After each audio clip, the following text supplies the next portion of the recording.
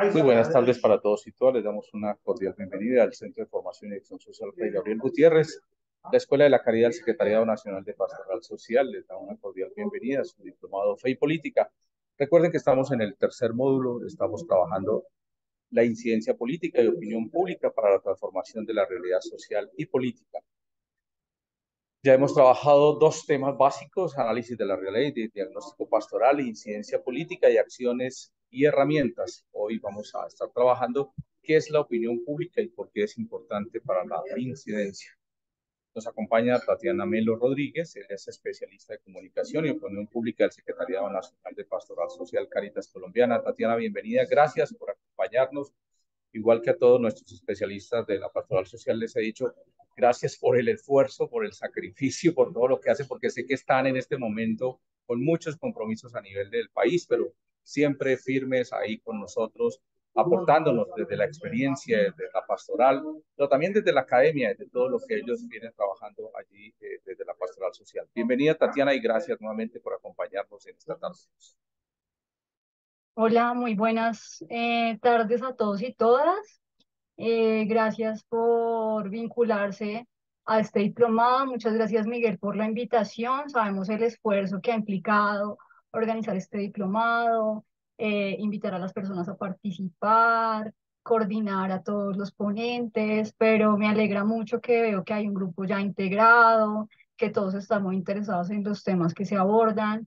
Me alegra mucho escuchar gente de varios lugares del país, entonces, bueno, un orgullo estar en este espacio y esperamos que entre todos y todas logremos aprender mucho en esta tarde, que haya un intercambio de saberes en el espacio, porque esa es la idea, que cada uno tenga un espacio para intercambiar experiencias. Mi nombre es Tatiana Melo Rodríguez, soy especialista en comunicación y opinión pública de la Pastoral Social Cáritas Colombiana. Reciban un cordial saludo del padre Rafael Castillo Torres, nuestro director, que también está vinculado a este espacio y pues está muy contento con nuestra participación. Entonces, sin más preámbulos, si quieren, demos inicio al espacio. Voy a compartir la presentación.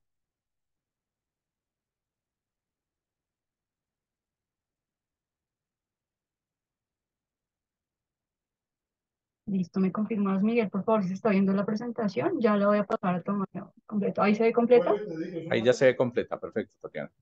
Bueno, listo. Entonces, vamos a hablar en la noche de hoy, como decía Miguel, de la opinión pública, el tema de opinión pública, pero vamos a empezar un poco haciendo una introducción de un tema muy importante que conecta a la opinión pública, porque hacemos opinión pública, pero a través de la incidencia. Entonces, creo que algunos compañeros ya han mencionado el tema de incidencia, pero vamos a aterrizar algunos aspectos fundamentales de la incidencia y van a ver que esto se va a ir conectando con la opinión pública de la que vamos a hablar más a profundidad. Entonces, ¿qué es la incidencia? Un ejercicio para construir tejido social. Pero lo más importante, la incidencia es un espacio para abrir el diálogo sobre temas específicos y sobre temas que, digamos, que nos competen a las personas que hacen parte de nuestros intereses de acuerdo al lugar en el que estemos, a la organización con la que trabajamos, a las comunidades con las que estamos vinculadas. Entonces, el grueso de este tema, que es la incidencia, es abrir diálogo y conversación respecto a un tema específico. Y es un trabajo que tiene una ruta, unos pasos metodológicos, que no es una metodología que nosotros digamos es que se tiene que seguir así, tal cual, nosotros se las estamos mostrando, porque no es lineal. Tiene algunos aspectos que vienen como un ciclo. ¿Por qué? Porque yo puedo regresar nuevamente al principio, a la mitad, al final, o puedo parar y regresar al paso anterior para revisar qué debo fortalecer, en qué estoy fallando, qué estrategias puedo implementar o agregar o quitar. Entonces, por eso les digo que no es un proceso lineal y se puede adaptar a cada organización. Entonces, esa es la ventaja de estas metodologías que les vamos a mostrar el día de hoy, que les vamos a proponer, que hace parte de la incidencia. Entonces, ustedes lo primero que tienen que hacer y el punto de partida es reconocer la identidad de su organización, ¿sí? Ya sea una organización comunitaria, ya sea una organización del Estado, ya sea una organización en la que ustedes son independientes, pero en algún momento tienen espacios de encuentro con sus comunidades, entonces tienen una identidad y hay que reconocerla o construirla. Sí, eso es lo primero.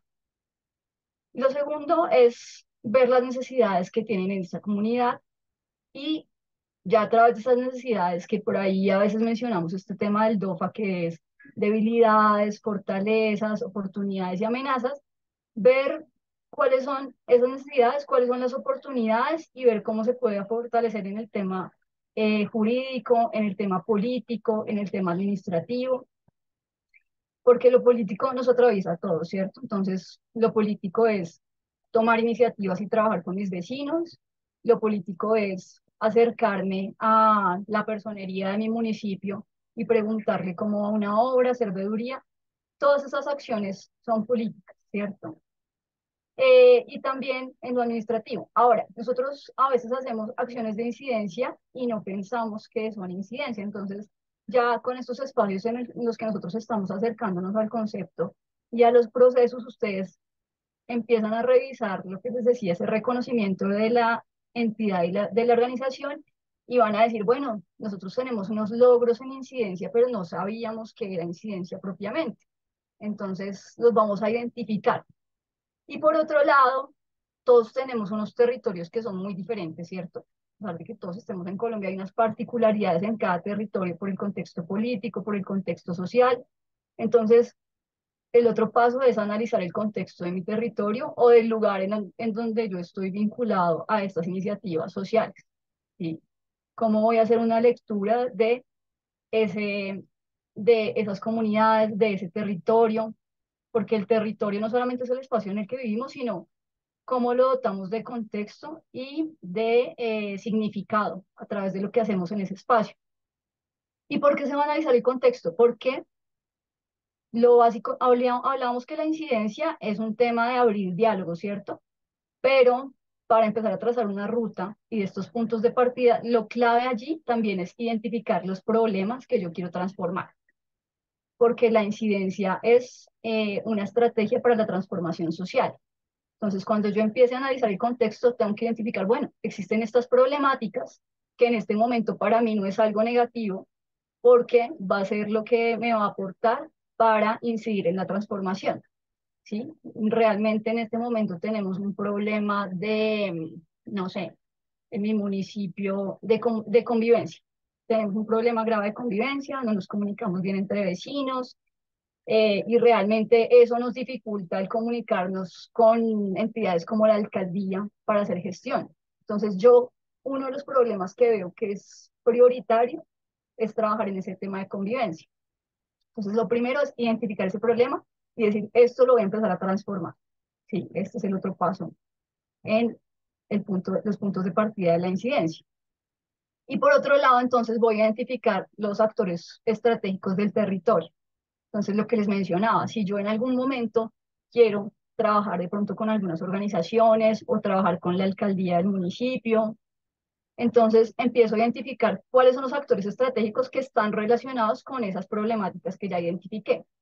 Entonces, necesidades de las organizaciones, el reconocimiento de la identidad, el contexto, la identificación de problemas, los actores estratégicos, y ya con eso yo voy a empezar a relacionarme con esos actores que existen en mi territorio, ¿sí? A comunicarme con ellos, a invitarlos a reuniones, a enviar comunicados que de pronto quiero hablar del tema de convivencia, entonces vamos a tomar unas acciones y yo me monto un comunicado y se los envío a esos actores estratégicos que ya identifiqué. Pero entonces, eso lo vamos a ver más adelante, ya en detalle el tema de los comunicados y de las estrategias de comunicación. Pero bueno, acá tenemos estos pasos y ya más adelante los vamos a ir trabajando poco a poco. Entonces, fíjense que acá ya tenemos una ruta completa. Y lo que les decía, esto no es una metodología que vaya así organizada, estructurada, pero se los presentamos así organizadita acá para que ustedes lo tengan en cuenta en los espacios de trabajo y en sus lugares con otras comunidades. Entonces, primero lo que hablábamos del reconocimiento de la identidad organizacional. ¿Y qué debo reconocer allí? Si nosotros nos regimos por unos principios, si hay una misión, si hay una visión, si hay unos valores con los que trabajamos en mi organización, o con mi comunidad. ¿Mm? Entonces, por ejemplo, uno de esos principios y esos valores puede ser la solidaridad. Es que en mi comunidad somos solidarios, entonces eso hace parte de esa organización. O en una organización social en la que yo trabajo, para nosotros lo prioritario es la dignidad de las comunidades. Entonces, eso es uno de los principios que yo vinculo ahí. Entonces, primero, tener claro eso. Segundo, el reconocimiento de las oportunidades y necesidades de las que estábamos hablando. Acá me ha faltado el 3, pero lo agregué en este espacio abajo, en la parte inferior.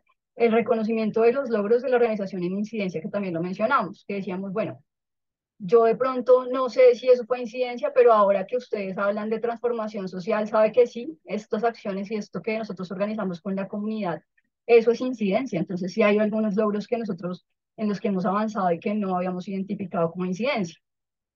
Luego viene una proyección estratégica de la organización. Entonces, ¿cómo nos pensamos a futuro? ¿Cómo nos vemos a futuro? ¿Y qué estrategias voy a implementar yo paso a paso para solucionar esos problemas que identifiqué, para transformar esos problemas que identifiqué? Entonces, allí está la proyección estratégica de la organización. Y también cómo quiero posicionar a mi organización. ¿Se acuerdan que habíamos hablado en el primer paso de la identidad? Bueno, resulta que, por ejemplo, desde la pastoral social tenemos un color que es el vino tinto, ¿sí? Entonces, eso hace parte de la identidad. El logo hace parte de la identidad. Donde vean este logo siempre van a decir, ah, eso es Cáritas colombiano. Entonces, es posicionar ese logo. Si no lo tenemos, bueno, es que yo le voy a decir al vecino que me ayude a montarme un logo, y si no tenemos nombre, nos vamos a pensar el nombre de pronto para que la gente de mi organización como que se vincule y se sienta más identificada, o los vecinos del barrio que se van unir a esta iniciativa.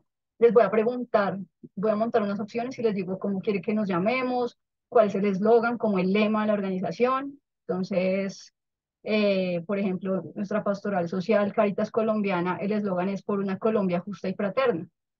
Entonces ustedes se montan esa identidad y eso hace parte del posicionamiento de la organización, porque a donde vean ese logo van a decir, "Ah, es que acá está en este evento Caritas, o está liderando este proyecto Caritas, o está acompañando este proceso de fortalecimiento Caritas". ¿Listo? Eso en el cuarto punto. Luego viene la identificación y la priorización de las problemáticas a transformar. El análisis histórico de la problemática. Entonces, por ejemplo, si yo voy a hablar otra vez del tema de convivencia históricamente, ¿qué pudo afectar la convivencia? Si nosotros antes como vecinos nos uníamos, nos organizábamos, trabajábamos por las personas que más lo necesitaban, éramos solidarios, hacíamos iniciativas con la iglesia, organizamos bazares, pero eso se fue dañando con el tiempo. Entonces, ¿qué era fuerte hace 5 años? Y debemos retomar esas estrategias para volver a fortalecer. Luego viene el análisis del contexto político y la toma de decisiones. La toma de decisiones es muy importante en este sentido de la incidencia, porque eso nos va a ayudar a definir y a priorizar los temas que vamos a trabajar y qué acciones vamos a adelantar, ¿sí? Entonces, de pronto yo tengo 20 acciones de un tema, pero digo, no, yo realmente el tiempo no me da, el cronograma de trabajo no es suficiente, si vamos a trabajar con varias personas se va a demorar llegar a acuerdos, entonces mejor voy a priorizar y voy a tomar decisiones y esto es más importante que el otro, entonces con estas tres me voy a ir y ya con eso creo que es suficiente transformar esa problemática. Luego viene la identificación de actores estratégicos que ya habíamos mencionado. Luego, identificación de prácticas para propiciar relaciones constructivas. Entonces, ¿qué iniciativas, qué acciones voy a proponer para empezar a fortalecer mi relación con mis vecinos, mi relación con las organizaciones, mi relación con la alcaldía, mi relación con la personería? Entonces, ¿qué prácticas o acciones voy a incluir ahí en ese plan de incidencia? ¿Listo? Luego, identificar riesgos y amenazas para la incidencia. No, lo que pasa es que ya trabajar con la alcaldía, yo sé que ellos no van a estar en la misma disponibilidad con la que yo voy a tener con mis vecinos. Entonces, para prevenir eso, pues si yo voy a hacer una reunión en octubre, voy a empezar a convocarla desde febrero.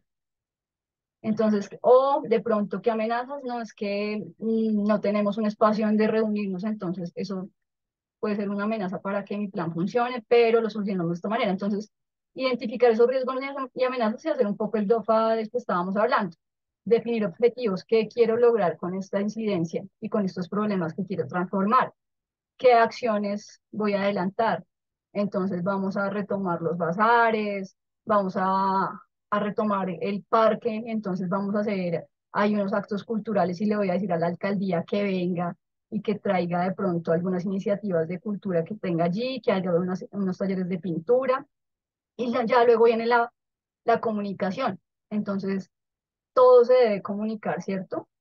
Porque si nosotros al interior estamos trabajando, pero no enteramos y no informamos a todos los vecinos de lo que está pasando, de lo que estamos haciendo, de nuestra iniciativa, entonces yo digo, bueno, primero pues fortalecemos la identidad de la que hablamos, se la presentamos a los vecinos y después les presentamos como un comunicado en el que les contamos cuál va a ser la iniciativa y después nos hacemos unos diseños bien bonitos en donde les digamos cuáles van a ser los planes que tenemos y por qué los debemos hacer, ¿sí? Luego viene una parte que es la evaluación. Entonces voy a empezar a retroceder en todo este proceso en el que avancé y a decir, bueno, ¿qué tengo que fortalecer? Entonces esa evaluación me va a permitir identificar cuáles son las necesidades y oportunidades que vendrían en un nuevo proceso y en una nueva estrategia de incidencia, ya sea con esa transformación de este problema o de unos nuevos con los que yo quiero trabajar.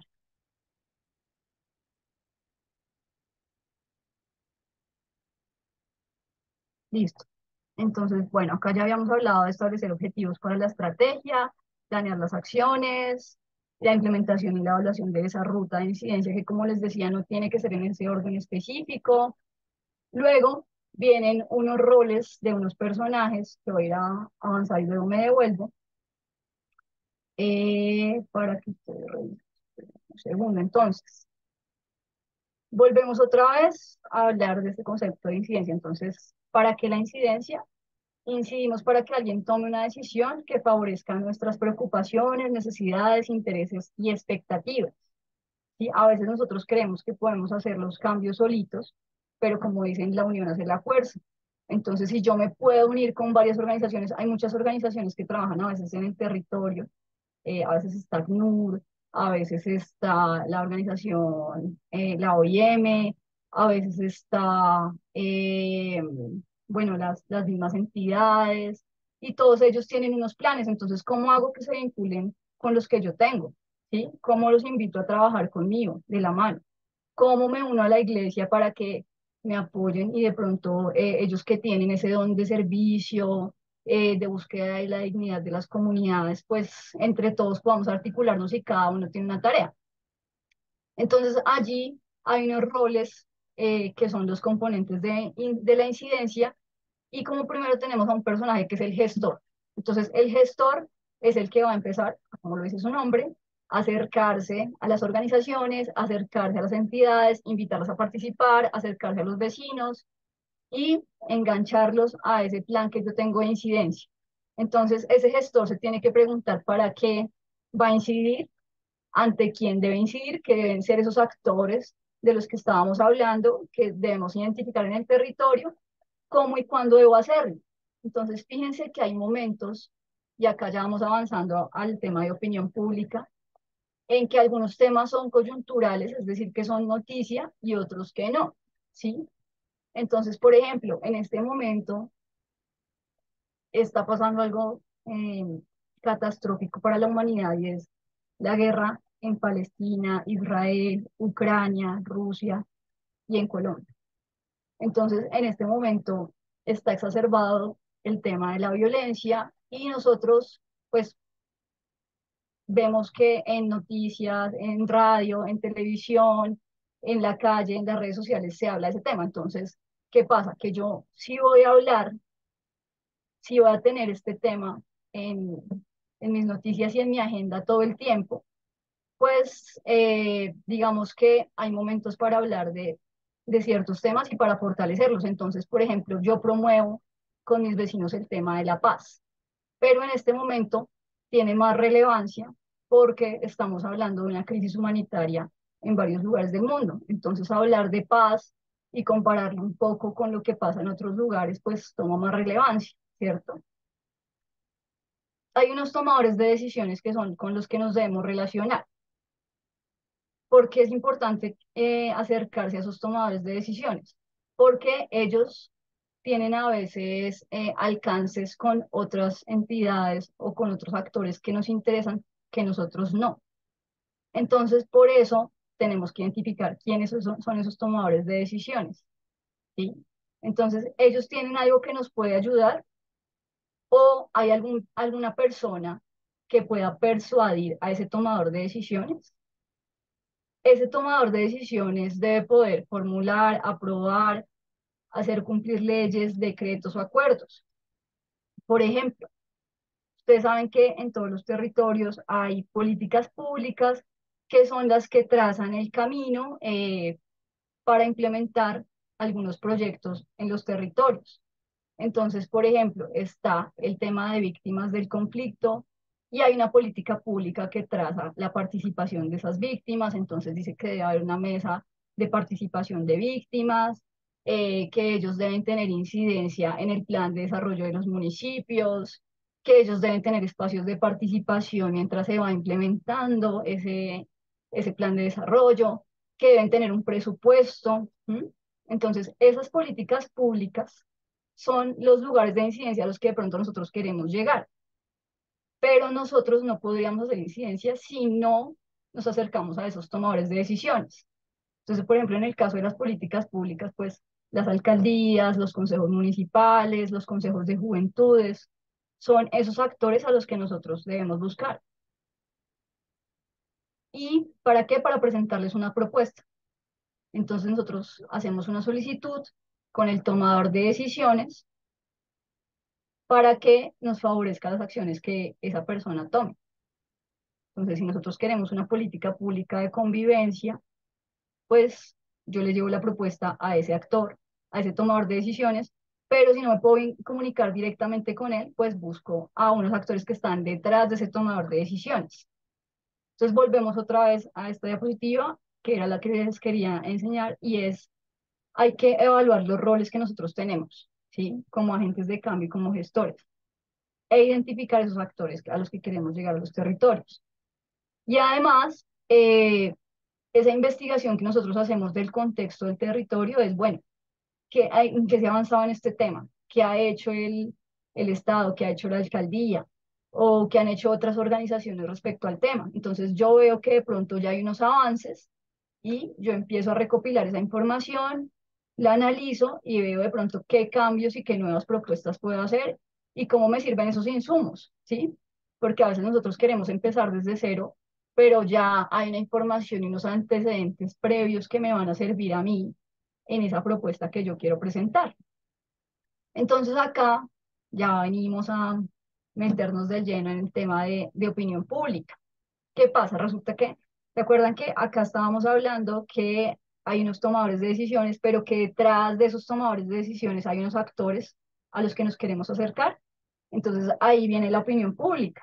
Y esos otros actores que están detrás del tomador de decisión son los generadores de opinión pública, movimientos sociales, gremios, medios, academia, partidos políticos, lo que les decía, consejos de juventud. Entonces, todos esos actores que están detrás del tomador de decisiones nos sirven porque son los actores que yo voy a empezar a identificar en el territorio que voy a invitar a trabajar conmigo, ¿sí? Y conmigo y con mi comunidad. Entonces, los voy contactando, les envío un correo, les envío una carta, les cuento mi iniciativa, les digo que si se quieren sumar, los invito a una reunión. De pronto con mi comunidad decimos montémonos un desayuno para ellos y les contamos. eh, con los gremios, de pronto si ellos tienen alguna reunión, pues asistimos a las reuniones y buscamos el espacio para hablar con ellos. En la academia, si hay algunos practicantes, de pronto algunos estudiantes que nos puedan apoyar con algunos temas, los invitamos. Si quiero trabajar de pronto proyectos de desarrollo con mi comunidad, entonces le digo de pronto a la parroquia, a la diócesis que me apoye para sacar adelante ese plan que yo tengo. Entonces, es rodearme de varios actores que me ayuden a sacar mi iniciativa adelante. Y todos estos generadores de opinión pública tienen el poder de visibilizar, sensibilizar, movilizar activamente. ¿Por qué? Porque va a empezar a abrirse ese diálogo del que hablábamos en un principio. Yo voy a posicionar el tema del que ya identifiqué unos problemas que quiero transformar. Entonces empiezo a hablar de él y eso empieza a tomar fuerza y ya empiezan entonces los movimientos sociales. Oiga, si ve que en tal barrio quieren hacer esta iniciativa, ¿cómo los apoyamos? Estuve en una reunión, allá conocí no sé, a tal persona, pero también me encontré con un medio de comunicación con el que ya hemos trabajado antes, entonces hicimos una nota y ya ellos con ese cubrimiento, pues eso se fue posicionando en los medios locales, entonces eso va generando una ola de varios diálogos que se van multiplicando y yo ya empiezo a posicionar el tema que quería. Entonces, ¿para qué avanzo con estos temas de opinión pública y los posiciono? Para generar los procesos de transformación de los que habíamos hablado, con los principios de mi organización o de mi comunidad, no con otros, porque por eso es necesario conocerlos, por eso es necesario saber que nosotros en nuestros principios está primero la dignidad humana, que en nuestros principios está la solidaridad, que en nuestros principios está el apoyo a las personas más necesitadas, que en nuestros principios está esto, mantener el Estado social de derecho, que es precisamente mantener el Estado de los derechos humanos en mi comunidad. ¿Qué otra cosa me ayuda a hacer la opinión pública? Contribuir a la construcción de un proyecto de nación según la opción preferencial de los pobres, ¿cierto? Entonces, si yo quiero hacer un proyecto de transformación social, pues voy a transformar necesidades de las personas que más lo necesitan, transformar problemáticas de las personas que más se sienten afectadas por esos problemas. ¿Mm? Lo que hablábamos antes, que esto se pueda visibilizar, sensibilizar, movilizarse colectivamente frente a la situación. Pero hay que hacer varias estrategias para llegar a eso, ¿sí? Planear para ese desarrollo humano integral y solidario. Entonces, a veces hablamos de la asistencia humanitaria, que es imperativa en los primeros momentos, por ejemplo, como estos fenómenos de movilidad humana y de migración, que cuando llegan estas personas a cruzar fronteras o vienen de largos, de trayectos larguísimos en donde están agotados, no tienen un lugar donde quedarse, no tienen alimentación. Esta primera ayuda humanitaria para ellos les cambia la vida, ¿sí? La vida en ese momento, porque no tienen a dónde más acudir. Entonces, si yo pienso en una iniciativa de asistencia humanitaria inmediata, pues es como devolverles la dignidad en ese paso en el que se han encontrado tantos peligros y riesgos por el camino, ¿sí? Y también hay otro aspecto que es planear para el desarrollo. Entonces, ya no es solo la asistencia, sino, bueno, cómo apoyamos a las personas que más lo necesitan montándonos un proyecto productivo, ¿sí? Que entre todos los vecinos empecemos a hacer un proyecto de una panadería con la mesa de participación de víctimas, si queremos apoyar a un grupo de víctimas del conflicto que acaban de ser desplazados y nosotros queremos pues que ellos tengan un proyecto de desarrollo que ayude a la manutención de su familia y que tengan una nueva visión del espacio en el que están para ser más productivos. Entonces, este es un proyecto para el desarrollo humano y esta incidencia también me va a ayudar a esa transformación social. Por otro lado, construir criterios y actividades desde una estructura social particular. Eso nos va, con eso nos va a ayudar el tema de identificar las problemáticas, ¿sí? ¿En qué estructura social me quiero enfocar? Por ejemplo, las temáticas en las que nosotros trabajamos, que son varias líneas, con la construcción de paz, el tema de apoyo migratorio o el tema del cuidado de la casa común, que es el cuidado de la naturaleza, del medio ambiente, la economía de Francisco, que es el cambio de un nuevo modelo económico. Entonces, ¿en qué estructura social quiero trabajar? Y alcanzar un cambio social que no solamente sea la transformación por la transformación, sino que se vea eso en actitudes y comportamientos de las personas que estuvieron vinculadas al proyecto. ¿Mm? ¿Cómo los transformó? ¿Cómo les aportó? ¿Cómo ven precisamente su comunidad y cómo integraron esos principios del Evangelio en esa solidaridad, en este apoyo, en ver a que todas las personas somos iguales, que todos tenemos los mismos derechos, que todos tenemos derecho al acceso de salud, de vivienda, de educación. Entonces, es también basarnos en estos principios. Entonces, además de seguir esa ruta de incidencia para generar opinión pública, pues yo tengo que buscar. Entonces, la búsqueda de la verdad es para muchas comunidades en este momento un faro de esperanza, ¿sí? Así como el trabajo que hizo la Comisión de la Verdad para empezar a reconstruir la historia de muchas comunidades que han sufrido el conflicto. Bueno, entonces, ¿cómo hago para fortalecer estas iniciativas que de pronto una comunidad de víctimas quiere empezar a construir la memoria histórica del territorio del que venía? Entonces, ¿cómo puedo ayudarle a transformar esa visión y a vincularse con otras comunidades para que todos conozcan su historia?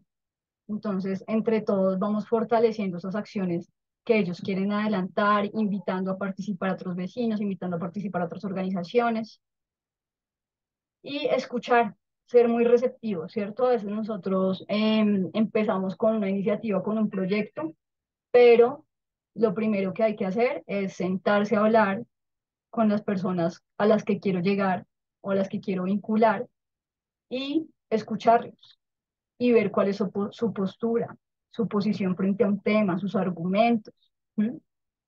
Y en ese intercambio de experiencias, pues el proyecto se va a ir enriqueciendo porque a veces nosotros tenemos una visión y pensamos que esa es la verdad absoluta, pero cuando nos sentamos a hablar con las personas que están vinculadas en los procesos o que realmente han vivido estas experiencias, pues es mucho más enriquecedor la propuesta que yo pueda hacer. Entonces, fíjense que después de investigar, después de escuchar y recopilar esos testimonios y vincularlos a mi propuesta, ya empiezo a tejer. Entonces, empiezo a liderar procesos. Yo creo que muchos en sus comunidades son líderes y van avanzando en iniciativas sin darse cuenta porque tienen de pronto esa visión esa vocación de servicio. Entonces se convierten en líderes y ya las personas los buscan para que los acompañen en iniciativas que se les ocurrieron de un momento a otro porque saben que su voz tiene poder y que de pronto a veces las personas, como decimos, les copian, ¿cierto? Les siguen la cuerda o les siguen el hilo para llevar adelante iniciativas porque saben que son buenos líderes y que son organizados y que la comunidad los escucha y los sigue. Entonces, tener esa capacidad para construir nuevos puentes, ¿no? Nuevos puentes entre las personas que piensan diferente. Bueno, entonces, ¿qué pasa? Nosotros hablábamos de un plan de comunicación, pero para llevar adelante ese plan de comunicación nosotros tenemos que ser muy cercanos a la comunidad, ¿no? Y esa cercanía no es solamente sentarse a hablar, sino pensar en contenidos que puedan tener nuevos lenguajes, ¿sí? Es decir, nosotros en la comunicación tenemos un lenguaje que es pues la escritura, ¿cierto? A través de la producción de textos, de artículos, de noticias. También tenemos un lenguaje que es lo audiovisual, entonces el video que me comunica, que me muestra y qué cercanía puedo dar con ese video, ¿cierto? A veces hay yo me siento a ver un video y como que me contagia porque la música, la narración del video, los planos, las imágenes que se muestran de fondo, mm, transmiten un mensaje efectivo, ¿sí? No es solo mostrar la imagen por mostrarla. Entonces, esa cercanía es lograr llegar a la sensibilidad de las personas. ¿Sí? ¿Pero para qué? Para construir momentos. ¿Sí? Este, ese lenguaje audiovisual lo podemos, digamos que, incluir en esos planes de comunicación de nuestras iniciativas. Por un lado, para hacer un poco de pedagogía, para sensibilizar a la comunidad respecto a un tema. ¿Sí? Volvamos al tema de construcción de memoria histórica. Si hay unas víctimas que tienen unas historias que contar, que construyeron un proceso de memoria que no solo es un tema de reparación simbólica y un tema socioafectivo, un tema psicosocial, sino también es un tema de recuperar su memoria histórica. Entonces, yo puedo ir narrando con las fotografías que ellos tienen, con la construcción de la historia, pero de la historia de resiliencia, de cómo salieron adelante, de cómo están retomando sus tradiciones, de cómo se organizan y están recuperando el tejido social dentro de su comunidad. Entonces, ese lenguaje va a enriquecer las producciones audiovisuales que yo vaya a mostrar y le va a llegar a la gente.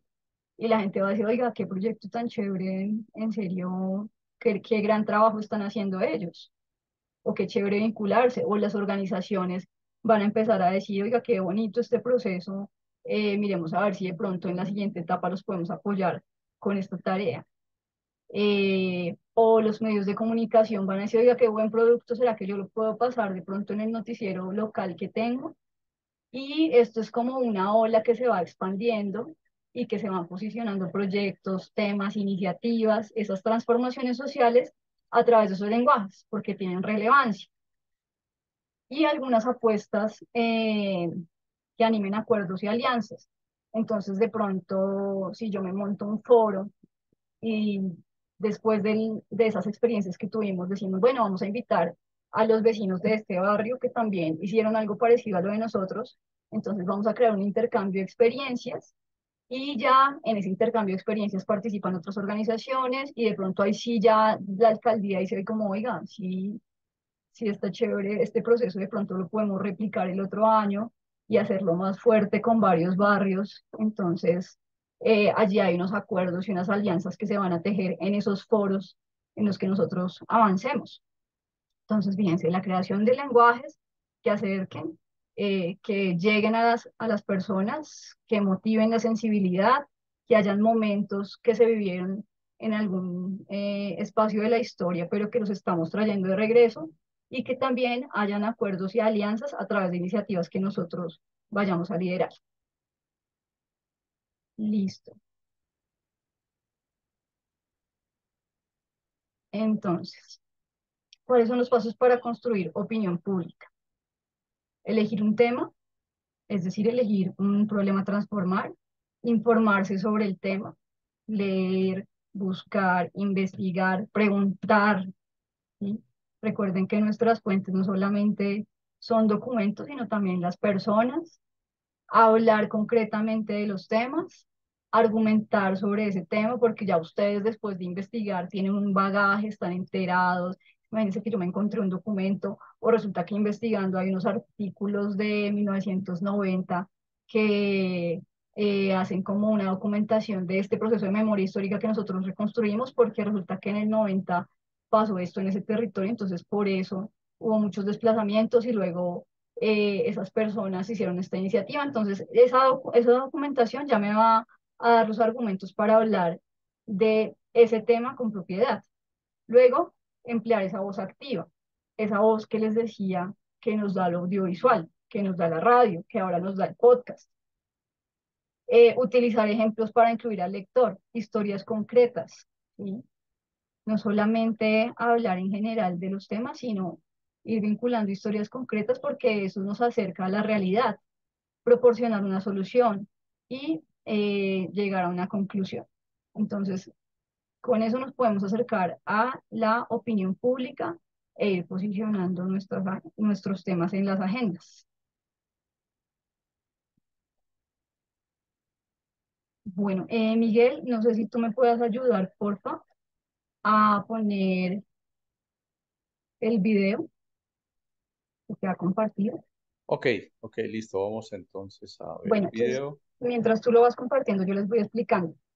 Bueno, pues quiero como que hablemos un poco y hagamos un análisis de una iniciativa que tuvo mucha fuerza en Colombia y que es un ejemplo de incidencia y de posicionamiento en la opinión pública de un tema, y es el proyecto de la séptima papeleta. Entonces, es una iniciativa que crearon muchos estudiantes, las comunidades estudiantiles, los docentes, para incluir una séptima papeleta que las personas que fueran a votar en las elecciones de 1990 dejaran en la urna, y a la final se tomó una decisión con esta papeleta que se incluyó en esa urna. En este video van a ver una persona que estuvo acompañándolos el día de ayer, que es Alejandra Barrios de la MOE.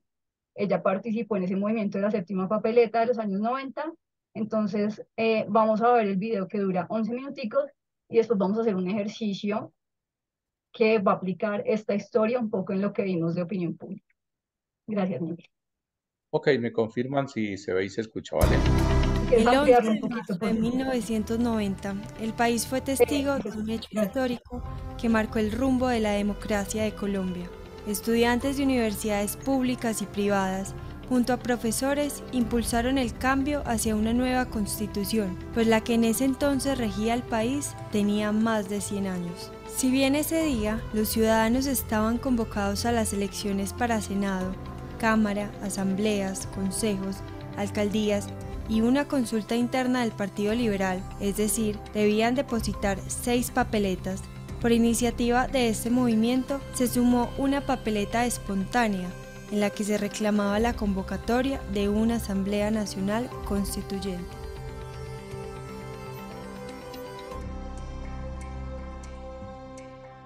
Un grupo muy juicioso de estudiantes de la Universidad Javeriana, de la Universidad del Rosario, estaban pensando cómo hacían posible ese nuevo pacto, como un mensaje de la ciudadanía a tener que revisar nuestra Constitución.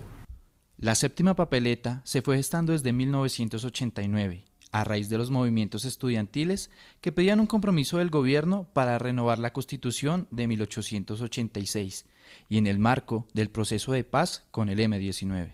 Lo que se conoció como séptima papeleta tuvo 2 escenarios. El primer escenario fue en el proceso de paz con el M-19, cuando se cayó la reforma política en el Congreso y los acuerdos quedaron en el aire. Hablamos con Carlos Pizarro de que el acuerdo había que hacerlo con el pueblo y él sacó una declaración: con el pueblo haremos el acuerdo por la paz en una constituyente, y se redactó el primer texto de papeleta en diciembre del año 89.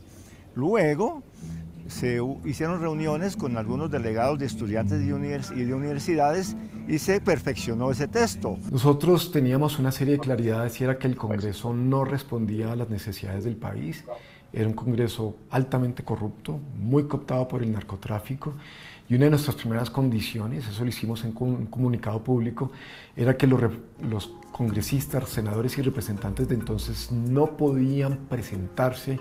La séptima papeleta materializó el sueño de los jóvenes cansados de la situación tan convulsa de Colombia.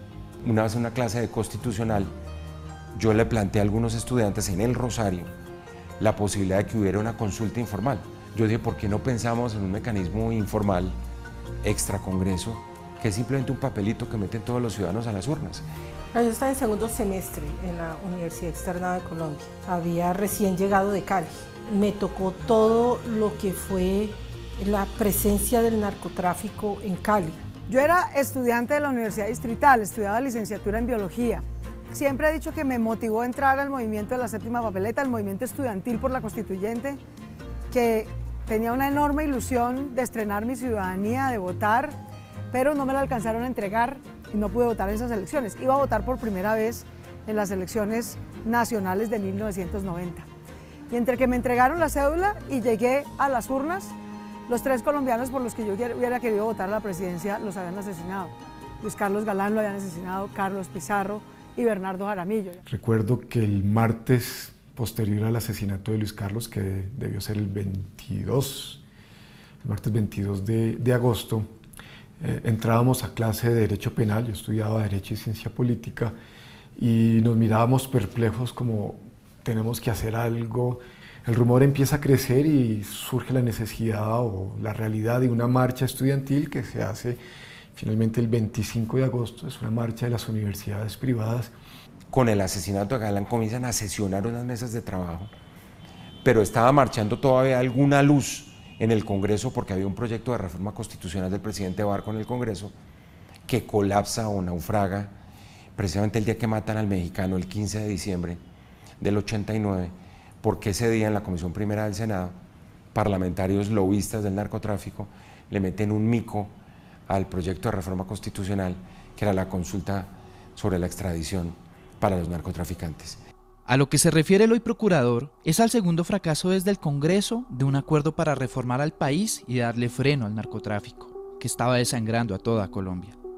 La primera apuesta fue la de un plebiscito ciudadano para modificar la Constitución del 86, que propuso el gobierno Barco y que no prosperó. Casi que estábamos atrapados en la Constitución del 86 y no podíamos ni avanzar en el Congreso ni podíamos avanzar en la Corte Suprema hacia una modificación constitucional. ¿Eso qué significaba? Que tenías que derrumbar las bases mismas de lo que estabas haciendo y transgredir eso para poder avanzar hacia un nuevo pacto. Nos reuníamos casi diariamente y empezamos a señalar una serie de pautas, y las pautas era: hay que convocar, hay que reformar la Constitución de 1886, que es muy rígida. Con un ánimo renovador y la esperanza de cambio, los colombianos salieron a las urnas ese 11 de marzo y depositaron esa séptima papeleta. Sin embargo, no se contabilizó porque no tenía validez jurídica. Ante el reclamo y las movilizaciones, el presidente Barco expidió un decreto de estado de sitio para que la registraduría contabilizara los votos por una constituyente en las elecciones presidenciales de mayo. La gran paradoja es que la constituyente entierra el estado de sitio, pero nace como resultado del estado de sitio.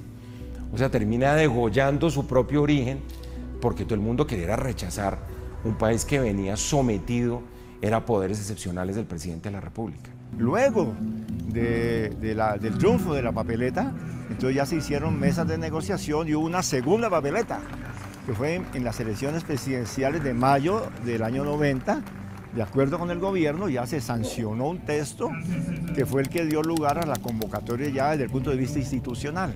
No, eso fue una fiesta. Eso fue una fiesta increíble. Es decir, fue un proceso completamente inédito, quijotesco, por supuesto.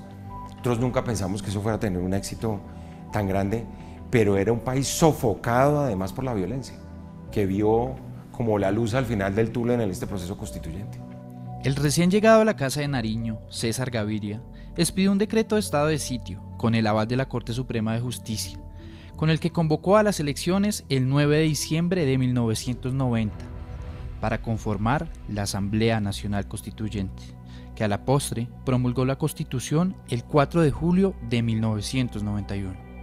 El presidente llegaba con un mandato clarísimo de reformar la Constitución, de tal manera que se dieron, digamos, como dicen hoy en día, se alinearon todos los astros, ¿no? Yo creo que lo más importante de movimientos como el Movimiento Estudiantil por la Constituyente, como la Séptima Papeleta, es que fortalecieron la ciudadanía. Demostraron que con acción colectiva ciudadana, con movilización, con organización, desde la paz, se podían hacer cambios importantes. Estamos hablando de los 80s, una época en la que yo, que estudiaba en la Universidad Distrital, todavía en muchos sectores estudiantiles parecía heroico tomar las armas. Y los que no tomábamos las armas, sino que defendíamos la paz y los medios democráticos en medio de una balacera espantosa, muchos nos decían que éramos unos soñadores y unos tontos y unos ilusos. Lo que yo pienso es que nos estábamos divirtiendo muchísimo porque nos encontrábamos desde muchos lugares y compartíamos sueños comunes. En el marco de estas movilizaciones y la convocatoria a una constituyente, el M19, Quintín Lame, PRT y Esperanza, Paz y Libertad se desmovilizaron e hicieron su incursión en la política, siendo esta la primera vez que excombatientes dialogaban sobre la visión de país que tenían. Nuevas organizaciones políticas se crearon y la democracia se diversificó. Por primera vez tuviste que decidir que la presidencia de un cuerpo colegiado en este país estuviera conformado por liberal, conservador, y alguien que venía, que fue Antonio Navarro, de las diferentes opciones, de una opción de izquierda, además de un movimiento desmovilizado, porque el país ya cambió. En eso, ahí se dijo, esa foto es la demostración de que el país cambió. Ahí quedaron consignados toda una carta de derechos que nos permitió llegar al siglo XXI. Yo diría que la columna vertebral de la Constitución del 91 se mantiene. Obviamente, ¿cuál es el desafío? Cumplirla, nada menos que ese. Lo que nosotros nunca pensamos es que la Constitución no fuera a generar los cambios con esa lentitud. Fuimos un poco ingenuos, sabíamos que la Asamblea Nacional Constituyente era un escenario de convocatoria de paz, un escenario de convocatoria de acuerdos, estábamos agobiados por la violencia y pensamos, yo lo digo, yo pensé que la paz iba a estar relativamente cerca. Nunca pensamos que fueran a pasar casi 30 años. Que la séptima papeleta marcó un antes y un después en la historia moderna del país, también lo hizo para quienes protagonizaron este hecho histórico. Creo que un legado es que a todos nos marcó la vida y es que todos decidimos servir desde lo privado y lo público a construir país. Que ahí hay una generación que tomó la decisión de seguir en los temas de democracia, de participación, de derecho a la vida, de derechos humanos. Es decir, que eso nos marcó la vida y nos marcó el camino por donde íbamos a seguir. Fue un momento de consolidación de un proceso de paz, una ventana de oportunidad que perdieron las FARC en su momento, de no llegar allá, y del gobierno todavía no sabemos ese balance finalmente, por qué fue que finalmente no se pudo cerrar ese proceso de paz y tal vez nos hubiéramos evitado todo lo que vino en la década de los 90 que fue tan costoso.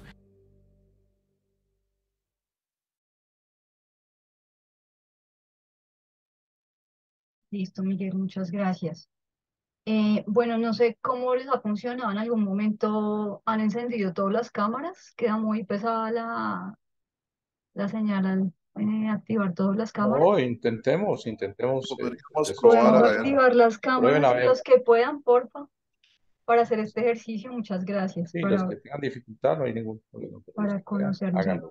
Bueno, entonces piense que en este video que es hecho por el espectador, nos cuentan el proceso y todo el trayecto de la séptima papeleta, eh, que nos ayudó y que fue fundamental para la nueva constitución que tenemos de 1991, ¿cierto? Entonces, quiero que de pronto, bueno, los que quieran participar, que levanten la mano para que entre todos y todas empecemos a identificar este posicionamiento y el tema de opinión pública en este proyecto de la séptima papeleta.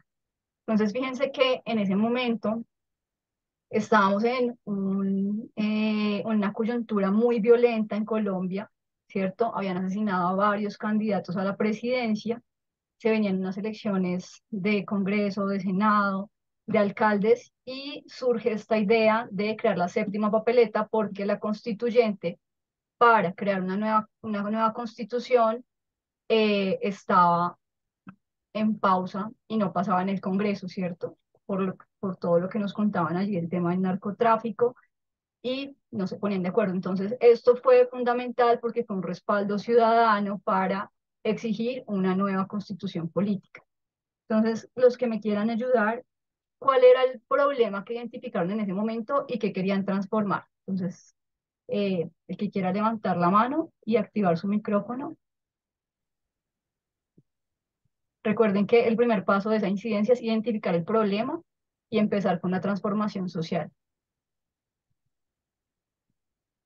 Y de pronto si recuerdan cómo se vivió ese proceso de la séptima papeleta. Mónica, ¿tú quieres participar?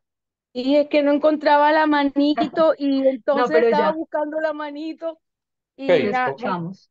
Ok, como nos estamos viendo, abran sus micrófonos y hablan. ¿Listo? Ok, Listo, perfecto. Listo, entonces Mónica. Mónica, si quieres arrancar, ¿cuál era el problema y que identificaron en ese momento para esa transformación social que trajo la séptima papeleta? Yo creo que el problema era que en general los jóvenes, porque es un tema pues que es movido por los jóvenes en las universidades, eh, perciben que la Constitución del año 1886 ya no representaba y no daba las oportunidades para el desarrollo del país. Se necesitaba un nuevo pacto social que no había tenido ningún éxito su construcción a través, digamos, de la vía del Congreso de la República. Entonces, empezó a como a generarse la creencia que podían lograr un movimiento a partir de las bases, y en este caso las bases estudiantiles. Gracias, Mónica. Y cómo se van uniendo y sumando entonces para ir creando esa estrategia que tiene varias etapas, como tú lo mencionabas, y que quería un poco sacar del bloqueo ese avance de la Constitución. Entonces, ¿cuáles son los actores que ustedes identifican allí? Hablamos de identificar algunos actores que se van a vincular a nuestras iniciativas, ¿cierto? A nuestros proyectos. En este caso de la séptima papeleta, bueno, algunos, por ejemplo, eran los estudiantes, como lo menciona Mónica, que ellos Ujú. eran los gestores del proceso, pero ¿qué otros actores vimos ahí? ¿Y por qué fueron claves en ese proceso? Yo creo que los desmovilizados, pero no sé, no, es que la desmovilización se produjo cuando ya la séptima papeleta está eh, contada. Bueno, el presidente de la República ordenó contarla, digamos, fue un actor importante porque él había tenido, Barco había tenido el deseo de que se produjera esa modificación de la Constitución digamos, en el escenario del Congreso. Y al no lograrlo, él escucha el clamor y se convierte en un actor clave al permitir, al propiciar que se contara la papeleta y la voluntad que había sido expresada en las urnas a través de un decreto de estado de sitio. Vale. ¿Ustedes no creen que Barco fue en ese momento más el tomador de decisión? Es decir, que todo este proceso de Ah, incidencia y de avance en la ruta era para llegar a ese tomador de decisión que era el que tenía como él y el Congreso. Puede ser uno de esos tomadores de decisiones que nosotros estábamos buscando, ¿cierto? ok, ok, vale. Gracias, Mónica. Listo. ¿Quién más quisiera participar ahí en esa identificación de los actores? Muy buenas noches. Hola, ¿cómo estás? Buenas noches. Te escuchamos. Bueno, creo que uno de los actores también principales de este movimiento de la séptima papeleta o para que este movimiento pudiera dar los resultados fue el Congreso de la República, porque es que en el Congreso de la República es donde se puede efectuar esa acción de la modificación de la Constitución política.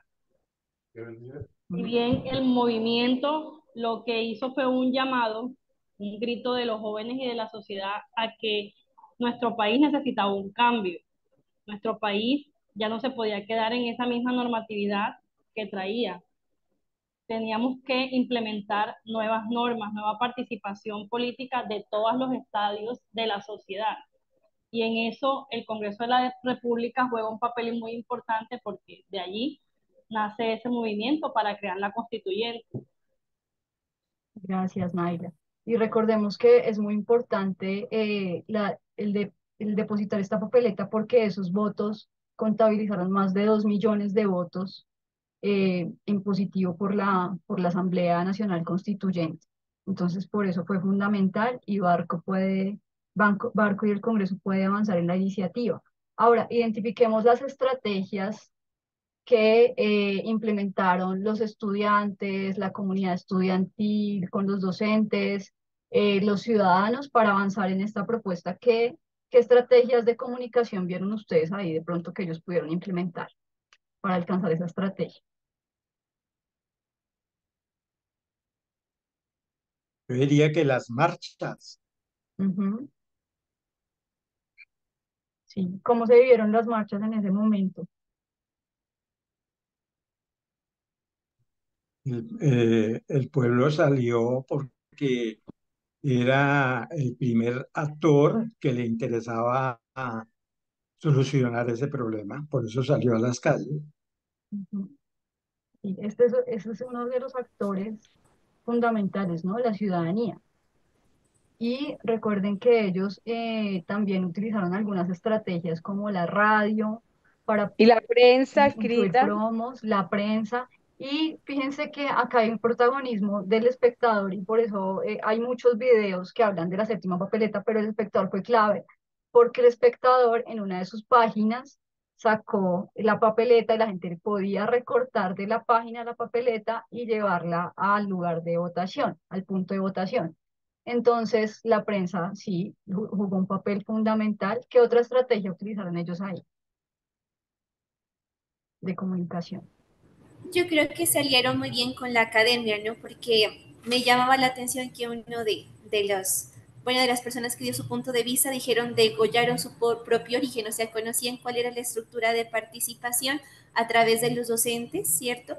Entre ellos, pues, la cuestión de la marcha, de la opinión pública, me parecía tan especial. O sea, Gabriel García Márquez está de acuerdo con la papeleta, o sea, los medios también, y toda esa estructura que ya estaba también le ayudó a reformar esa misma. Entonces, me pareció que la academia y el dejarse asesorar les dio también muchas herramientas de participación. Claro, y la academia fue, como lo dice la hermana Juliana, ese espacio en donde se dieron también conversatorios, foros, espacios de socialización para hablar con los estudiantes de esta iniciativa que se estaba adelantando en todo el país.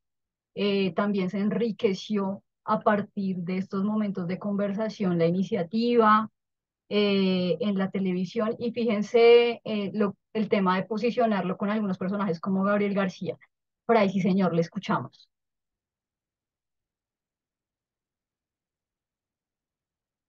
Por ahí José nos escucha. Yo creo que fue hermoso el haber Ya, y dado ahora como sí, un ya se está escuchando.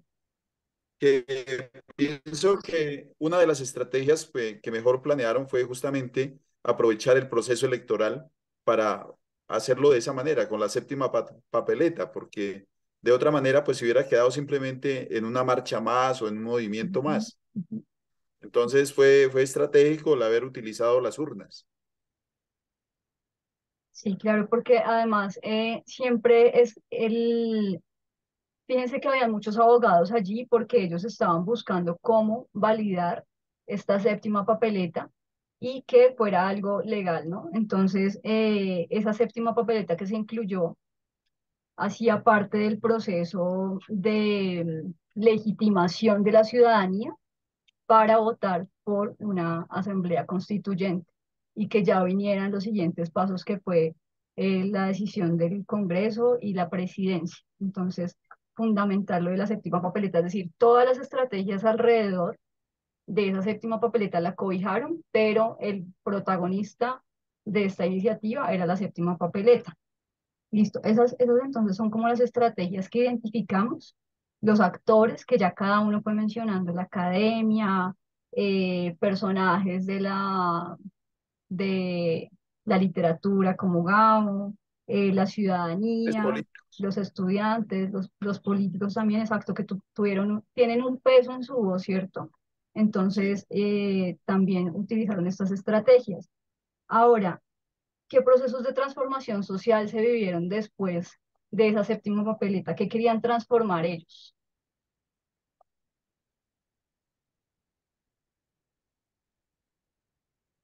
El pacto social, el pacto con,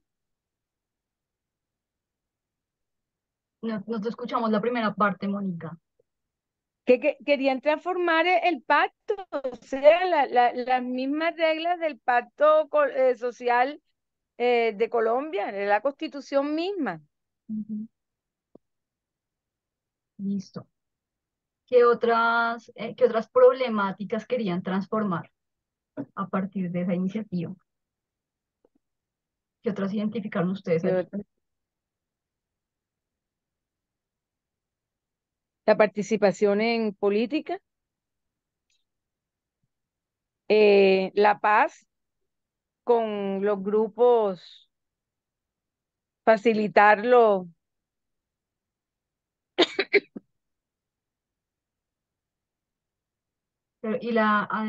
Y este tema de la facilitación de los grupos, de la cercanía con estos grupos para los procesos de paz, y además actualizar la Constitución, que era una Constitución que no estaba vinculada al proceso que estaba viviendo Colombia en los 90, ¿cierto? Porque recuerden que esa Constitución de 1886 todavía hablaba de la pena de muerte.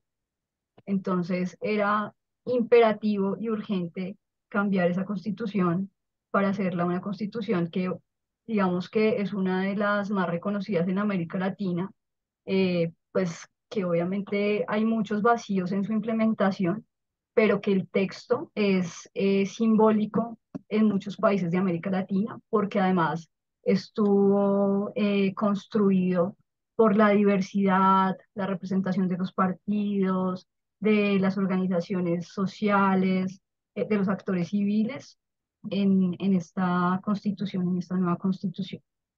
Listo. Entonces, pues quería mostrarles ese ejemplo porque realmente recoge mucho de lo que estábamos hablando.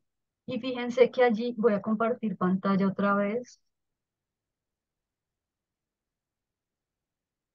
Fíjense que allí, bueno, están estos actores de los que ustedes estaban hablando, los movimientos sociales, los gremios, los medios de comunicación que posicionaron el tema, la academia, eh, para llegar a los tomadores de decisión, los estudiantes como gestores, ¿sí? Cómo empezaron a organizarse estratégicamente, cómo construyeron la propuesta y cómo fueron aterrizándola, ¿no? Porque ellos tenían esa propuesta, pero entonces también crearon volantes con el recorte de la papeleta para que la gente pudiera sacar del volante la papeleta al ir a votar. Entonces todo esto era comunicación para ellos y le dio muchísima fuerza a la iniciativa. Listo, entonces después de hablar un poco de esta iniciativa, la séptima papeleta, hay algunos componentes que trabajan de manera muy fuerte el tema de opinión pública y son los testimonios, ¿cierto? Entonces la idea al crear estos contenidos comunicacionales para Sí, posicionar temas sí. en comunicación, Buenas noches. también hace parte un poco de las vivencias que tienen algunas comunidades cuando hablan de potenciar esos conocimientos, ¿cierto? Entonces, si nosotros contamos las experiencias que se están viviendo al interior de nuestras iniciativas, lo que estamos haciendo es acercando las realidades y las experiencias a las personas que nos están viendo, que nos están escuchando, ¿sí? Porque puede que yo escriba un artículo, pero si no incluyo las voces de las personas que participaron en mi proceso, pues eso no tiene tanto respaldo como si incluyo esos testimonios. Esa comunicación también tiene un papel pedagógico, ¿cierto? Entonces, si nosotros, por ejemplo, incluimos ese espacio pedagógico en lo que hablábamos de la convivencia, cómo enseñarle al vecino a ser tolerante, a de pronto seguir algunas medidas o procesos sociales para que los demás me respeten, para respetar a los demás. Entonces, puedo generar este tipo de contenidos como videotutoriales, podcasts, webinars, cursos, guías, estudios de algunos casos. Entonces, todos estos son productos que me ayudan a lo pedagógico, ¿sí? Ahora volvamos a hablar del tema de la séptima papeleta. Bueno, en ese entonces no estaban los podcasts, pero lo que les decía, ellos acudieron a la radio para invitar a la gente a las urnas y decirles por qué votar. Ahora, la papeleta no era solamente un papel en donde ellos marcaban, sino decía, está de acuerdo con que se haga una asamblea constituyente para elegir una nueva constitución y ellos votaban ahí. Entonces, también fue un tema pedagógico para enseñarle a la gente cómo conseguirle la papeleta, cómo depositarla en la urna, qué valor tenía esa papeleta, cuál era el objetivo, y todo eso es un proceso pedagógico, ¿sí? Entonces, ese componente dentro de la comunicación es fundamental, porque tengo que diseñar estrategias para enseñarle a las personas, para acercarlas a mi proyecto y para que ellos también se vayan convirtiendo en actores estratégicos y en alianzas estratégicas para sacar adelante las iniciativas. El otro espacio son estos eventos, estos foros que pueden invitar a varias organizaciones. Por ejemplo, en la pastoral social, cuando empezamos a hablar de varias iniciativas de paz que se adelantan, de las mesas de diálogo en las que participamos y hacemos estos foros en donde intercambiamos experiencias, pensamos invitar actores claves. Entonces, por ejemplo, la unidad de implementación del acuerdo de paz, estos funcionarios de la unidad de personas dadas por desaparecidas, funcionarios que participaron en los procesos de la Comisión de la Verdad, organizaciones sociales que construyen paz y que han trabajado con sus comunidades de manera independiente, obispos que llevan adelante proyectos, por ejemplo, como la producción de café, y que eso se convierte en iniciativas de construcción de paz que también van ligadas. Entonces son todas unas experiencias que van fortaleciendo los proyectos y que a veces no quedan solamente en esos espacios de diálogo, sino que también abren nuevos discursos, nuevos espacios de diálogo y también nuevos espacios para articulación o compromisos que se van dando en esos espacios y nuevas alianzas. Ahora, hay un tema que es importante mencionar y es la agenda SETI. Ustedes han visto que en los medios de comunicación ellos posicionan algunos temas, ¿sí? Cada semana hay una agenda que ellos construyen y esos son los consejos de reacción en los que ellos se reúnen, conversan, discuten y dicen, bueno, ¿qué tenemos para esta semana? Entonces, esa agenda lo que hace es elegir unos temas para concentrar la atención del público en algunos, algunos intereses que ellos quieren posicionar en esas semanas, ¿sí? Y que son prioridad. Por ejemplo, en algún momento se descubrieron unos hornos crematorios de los paramilitares y alguien decía que le habían dado mucha relevancia a la noticia de la salida del alcalde Daniel Quintero de Medellín y no habían hablado un poco del tema de los hornos crematorios y lo habían sacado de esa agenda SETI. Entonces, se posicionan algunos temas a través de esa agenda, ¿sí? Hay algunos criterios para elegir esos temas que se van posicionando. El tema de las mesas de diálogo, ¿sí? Estos encuentros que son fundamentales, por ejemplo, las mesas de Buenaventura han sido muy simbólicas porque ha participado la sociedad civil, las organizaciones, la iglesia, entonces, ¿cómo se posicionan estos diálogos también en los medios de comunicación? Bueno, ahora hablemos un poco del trabajo que hace el Papa Francisco y que tiene detrás de las estrategias de comunicación todo un componente de lectura de lo que está pasando en la actualidad, ¿sí? Que eso es lo que posiciona en la agenda SETI.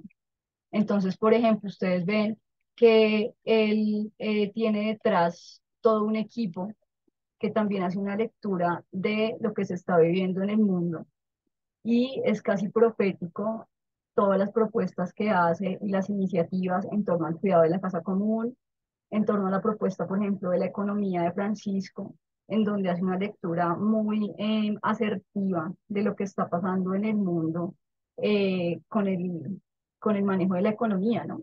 Cómo unos intereses se están validando por encima de otros y cómo esta economía de Francisco propone un nuevo modelo económico en donde haya más equidad, en donde se respete más la dignidad de las personas, en donde el trabajo tenga otra visión. Entonces, es esta lectura ahora en el tema del cuidado de la casa común, cómo él se anticipó a todo el tema de la migración a causa del cambio climático. ¿Sí? Entonces, son propuestas que se hacen y que ha posicionado en todo el mundo, que no solo se ha unido la iglesia, sino también muchos líderes políticos y países que están completamente de acuerdo con sus propuestas. ¿Sí? Las propuestas que hacen Fratelli Tutti para hablar un poco de la igualdad, del pensar diferente, del respeto por el otro, de la política como un espacio en donde todos tenemos un escenario para compartir nuestras experiencias y nuestras ideas.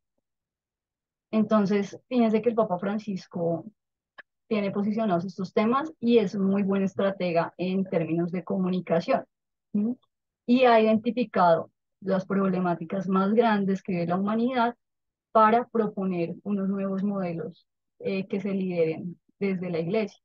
Entonces, si quieren, volvamos acá a compartir un poco las experiencias y ustedes de pronto, si quieren participar y comentarme cuáles han sido las estrategias que más admiran o que más creen que tengan relevancia en este momento de lo que ha propuesto el Papa Francisco.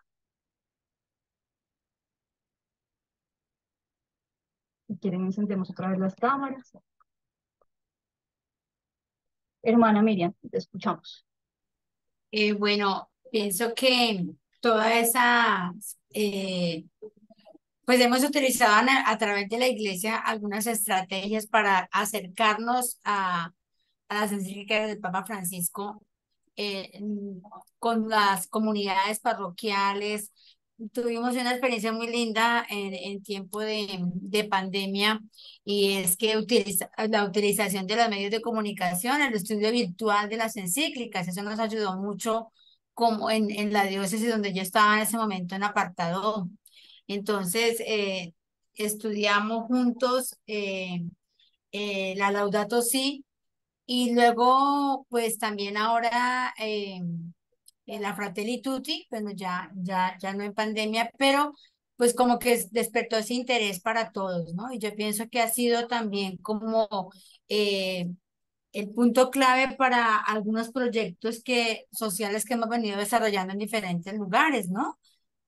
Recuerdo pues que allá en la diócesis creamos un proyecto que llamamos Salvamos a Urabá nuestra casa común, desde esas propuestas de la Laudato Si. Y también ahora con la Fratelli Tutti es como la base también para lo que estamos haciendo en un trabajo aquí, concretamente en Cali, en ese trabajar en red con otras organizaciones, el ponernos de acuerdo, el sentir que la actitud de escucha que el Papa tanto nos ha insistido es una estrategia clave para poder incidir realmente en esto de lo social, ¿no? En todas estas problemáticas sociales. Y yo creo, yo lo unía también, yo no pude hacer la mano antes, pero yo hice parte pues como que recordaba, ¿no? En todo lo que se logró en esa constitución del 91, todo lo de la séptima papeleta, también la iglesia incidió mucho en eso en ese entonces, ¿no? Yo recuerdo que nos congregaban a los jóvenes en esa época para hablar en las mismas catequesis de las parroquias donde yo estaba, tuve como esa fortuna de acercarnos a eso, porque también depende mucho como de la visión y la actitud de los sacerdotes, ¿no? De los párrocos, que desafortunadamente no todos son abiertos a esto, pero yo tuve esa fortuna, diría yo, de acercarme y de entender qué era eso de la séptima papeleta, de gozarnos con la nueva constitución del 91 y lo demás. Yo pienso que esas mismas estrategias se pueden ir utilizando o se utilizan hoy, ¿no? Para acercarnos a toda esa pensamiento social del Papa Francisco que tanto bien nos hace en este momento de la historia. Hermana Miriam, muchas gracias por compartirnos esa experiencia. Y es que sí, lo que mencionaba la hermana Miriam, por ejemplo, de esta encíclica de la Laudato Si, fíjense que hay varias etapas ahí en lo que mencionó la hermana y es como esa apropiación de la Laudato, de investigarla, de leerla, de hacer una introspección y crear diálogos, de luego llegar a las comunidades, difundirlas, hacer trabajo pedagógico con ellos y posteriormente la Laudato Si ha ido tomando más y más fuerza y, por ejemplo, esa conmemoración que aprovechan del Día de la Laudato Si, que fue su fecha de creación, casi en todos los territorios hacen iniciativas para hablar de ella, para socializarla, para difundirla, para darle fuerza a los mensajes más relevantes de la Laudato Si. Entonces, se abre un diálogo en torno a esta iniciativa del Yo Papa. considero también que es muy importante, por lo menos aquí en esta parroquia donde yo estoy ahora, también tenemos un proyecto de Entre Todos Salvamos la Casa Común y hace parte los niños muy pequeños, desde la catequesis, inclusive se han animado otros niños aún más pequeños y los jóvenes, ¿sí? Los callejeros de la fe aquí concretamente, que es el grupo juvenil Callejeros de la Fe, que también nace de esa propuesta del Papa Francisco, de no tengan miedo, de hagamos pues posible el sueño del reino de Dios aún sigue siendo vigente. Entonces, como que todo eso lo hemos tratado de inculcar a la gente en medio de la desesperanza que se ha querido difundir por todos los medios, ¿no? Entonces, no, nosotros no, el reino de Dios es posible y lo creamos desde pequeñas acciones. Yo creo que también eso es muy importante, donde cabemos todos, porque tanto vienen los niños como también los adultos y los ancianos inclusive hacen parte de este proyecto que estamos intentando pues realizar aquí en la parroquia, ¿no? Entonces me parece que desde esas pequeñas acciones también podemos acercarnos a todo ese pensamiento social del Papa y hacerlo realidad para una iglesia nueva, una iglesia de salida como él nos la propone. Bien, Tino Arias, muchas gracias, hermana. Sí, así es. Y de estas pequeñas iniciativas que van creciendo poco a poco con la fuerza de varias personas que tienen como la creencia y la unión que los procesos pueden salir adelante, bueno, nacen las grandes ideas. No sé si alguien más nos quiera compartir alguna experiencia de posicionamiento de alguna de estas iniciativas del Papa Francisco o si tengan alguna pregunta. Martín, sí, señor, te escuchamos.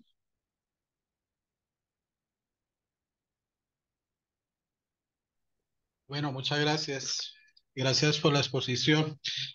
No es que yo tenga una pregunta, ¿no? Sí, señor. Porque la Constitución del 91, pues, es algo que tenía que darse, ¿sí? Fue el fruto de un proceso que viene, pues, de clientelismo, burocracia viciada, politización, narcotráfico, el problema de los 80, tenía que darse. Y se ha mirado desde el constitucionalismo aspiracional, que pensó que per se por implementar la Constitución pues iba a haber una transformación social. Ese es constitucionalismo aspiracional que acompaña a las sociedades latinoamericanas. Pero la Constitución tiene otra lógica, ¿sí? Eh, la Constitución pues busca otros objetivos y es un mecanismo de control del poder y otras cosas, de organización del poder político y todo eso, y declaración de derechos humanos. A lo que voy yo y la pregunta va, ese ejemplo sí nos servirá para que sea un ejemplo de estrategia de incidencia política.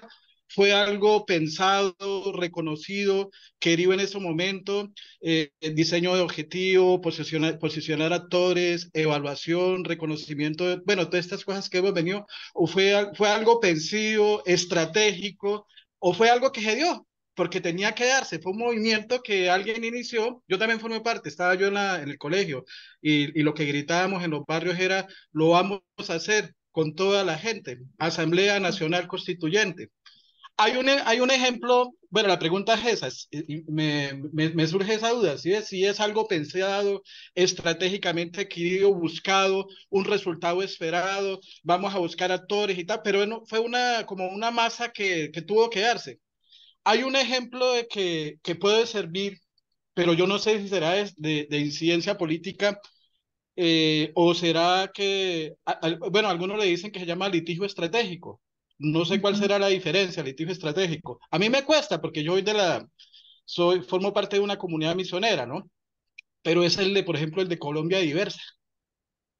Porque a mí me cuesta y a veces hasta admiro la organización de ellos que duraron 10 años posicionando actores en Colombia para lograr la igualación de derechos patrimoniales. Y bueno, después iban buscando su otro objetivo, era el de matrimonio igualitario, ¿sí ve? Pero duraron 10 años en ese proceso. Buscaron al fiscal general de la Nación, que era Montealegre Linet, de gran fuerza en Colombia. Buscaron al rector del externado, que también es del movimiento de Colombia Diversa, y buscaron la gente más brillante que forman parte de Colombia Diversa y los posicionaron y hicieron todo un proceso en 10 años. Igualaron los derechos. Entonces, no sé si ese ejemplo aplica. Cuesta, pero aplica. Y admiro de ello la organización que a veces nos falta a nosotros, la sociedad civil o la sociedad laical, ¿no? A los creyentes, como lo hizo Colombia Diversa en 10 años, con el matrimonio, igualización de derechos patrimoniales. No, ellos le llaman litigio estratégico. No sé si eso aplique para un ejemplo de incidencia política, pero lo lograron. Y viene la pregunta de la Constitución del 91, ¿fue algo pensado, querido, reconocido, nos sirve de estrategia o fue algo que tenía que darse? Bueno, Martín, muchas gracias. Yo creo que las dos cosas. Sí fue pensado porque tú escuchaste que ya se venía hablando un par de años antes, porque sí la Constitución se tenía que dar, pero creo que eso aceleró el proceso, esta séptima papeleta aceleró el proceso y además hay algo que da un respaldo ciudadano que reafirma que se necesitaba la Constitución, ¿sí? Y que la gente en las calles la estaba solicitando. Entonces, lo que nos mencionaba Fraik también, esta papeleta fue una estrategia concreta. Entonces, sí sirve porque lo que mencionábamos es que ellos empiezan a rodearse de esos actores estratégicos para sacar la iniciativa de la séptima papeleta adelante y empiezan a llegar a esas personas tomadoras de decisiones, que eso también nos lo propone este tema de incidencia y opinión pública. Empiezan a posicionar el tema en medios porque digamos que cuando empiezan a sumarse varias personas y empiezan a crearse estas estrategias, pues genera un boom en medios de comunicación y se empieza a hablar.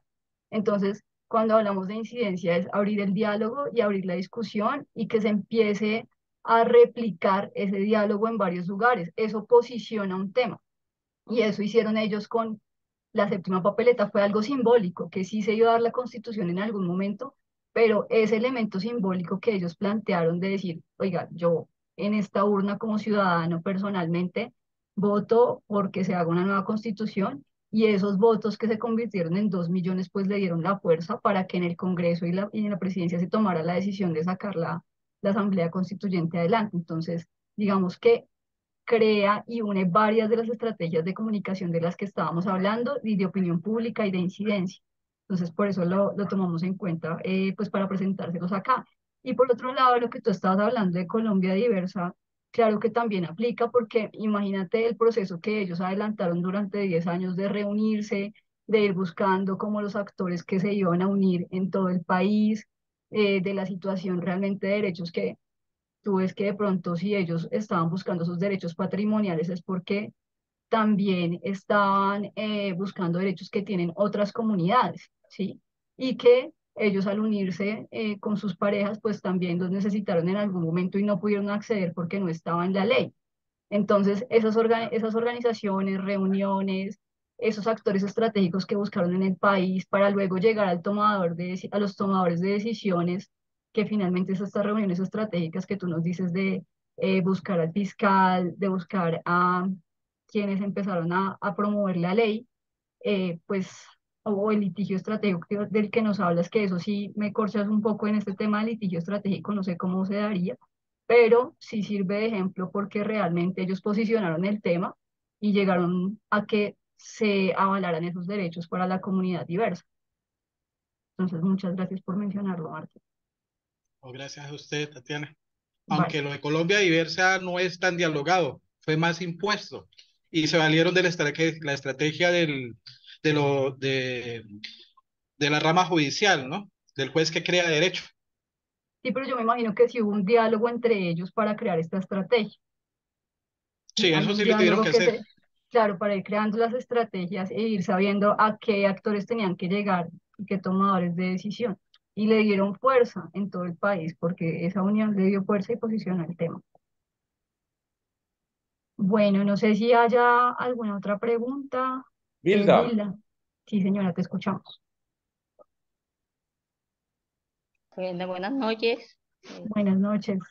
Es para comentar una experiencia que, escuchando a la hermana, a veces creemos que las pequeñas cosas no son importantes, o no tienen trascendencia de pronto, con la simbología que manejamos en distintos territorios, no aplicamos de pronto los mismos términos que usted utilizó, pero ya analizándolo, sí, trabajamos con un grupo de 60 niños en edades desde 6 meses hasta 12 años buscando un semillero de nuevos líderes. Esos niños, ellos trabajamos temas de paz. Ellos más o menos están identificados con la jornada por la paz. Las marchas les gustan mucho las movilizaciones. Ya esos niños, además de rescate de tradiciones, ciudadanía. Y todos esos niños van asumiendo todos esos comportamientos en sus vidas. Ya ellos saben, por lo menos ya los niños pequeños de 6 1 año, ya ellos saben que cuando se le colocan las manos en el mural, se está hablando de paz, se está hablando de reconciliación y muchos aspectos que tratamos que inciden en ello y en su forma de ver la vida, que es un barrio bastante de trato 2 de Cartagena, donde se manejan muchas dificultades de convivencia, de relaciones entre los vecinos. Entonces hemos logrado con esos niños y también aceptar a las madres para agrandar ese proceso. Eso era lo que yo quería compartir, de que a través de las pequeñas situaciones, los pequeños trabajos que se hacen, se puede incidir en transformar muchos aspectos de la vida de una comunidad. Gracias. Gracias, doña Vilda, por compartir esa experiencia tan bonita. Sí, fíjese que usted dice que son pequeñas acciones, pero se van volviendo más grandes y usted habla de un componente pedagógico que incluyen allí en esa estrategia y lo que yo les mencionaba al principio, a veces uno no reconoce que hay unas estrategias de incidencia, pero cuando empieza a revisar todos estos componentes dice como, oiga, si yo llevo tanto tiempo haciendo incidencia en mi comunidad y ustedes lo están haciendo con esos niños, pues que están liderando estas acciones de paz y que van involucrando pequeñas iniciativas en su vida y pueden ser grandes líderes de paz más adelante, porque desde pequeños se los están inculcando. Fray, sí, señor, le escuchamos. Bueno, pues para mí, que pues tuve la oportunidad de ver el crecimiento, el nacimiento de la Constitución Política del 91. Yo digo que uno de los aspectos más importantes es que esta Constitución ha consignado varias herramientas por medio de las cuales se le ha dado participación al pueblo realmente, comenzando pues por elementos como la tutela, que fue muy discutida en cierto momento, pero que pues se ha ido regularizando en el curso de los años y que pues fue muy sonada también y ha sido muy sonada. Y así diversas formas de participación efectiva en la democracia, que es lo que necesita indudablemente nuestro país. Gracias, Fray. Sí, ese ejemplo de la tutela es clave porque fue una herramienta jurídica con la que mucha gente ha podido acceder a derechos que se quedan en el camino, que son trámites largos con temas de enfermedades crónicas y esa tutela ha sido una herramienta así que nos legó la Constitución del 91 y que es fundamental, sobre todo para, bueno, para el derecho fundamental a la vida, pero también en temas de salud es simbólico. Gracias, Fray. No sé si alguien más tenga alguna pregunta, algún aporte, nos quiera compartir alguna experiencia. O vamos cerrando. Miguel, tuya.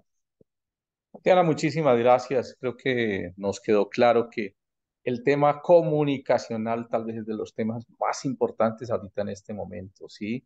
Ustedes pueden tener iniciativas, quieren poner a rodar cualquier cantidad de proyectos, pero si ese tema comunicacional no funciona, no va a llegar a ningún lado, ¿sí? Ya creo que nos quedó clarísimo, ¿cierto?